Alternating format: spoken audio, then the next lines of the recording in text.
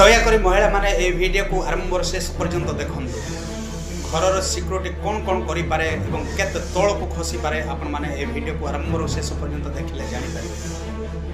ଦେଖନ୍ତୁ ଏହି ମହିଳା ଜଣକ କବାଟ ବନ୍ଦ କରି କୁଆଡ଼େ ପଳାଉଛନ୍ତି। କାରଣ ସେ ଟାଇମ୍ରେ ସିକ୍ୟୁରିଟି ଧୀରେ ସ୍ଥିର ଭାବରେ ଆସି ଘରେ ପଶି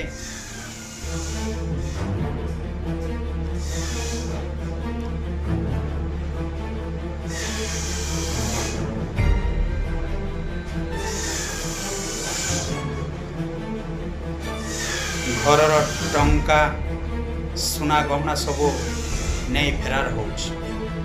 ଆପଣଙ୍କର ବି ଏ ଅବସ୍ଥା ହେଇପାରେ। ଧ୍ୟାନ ଦିଅନ୍ତୁ, ସତର୍କ ରୁହନ୍ତୁ। ଜୟ ହିନ୍ଦ।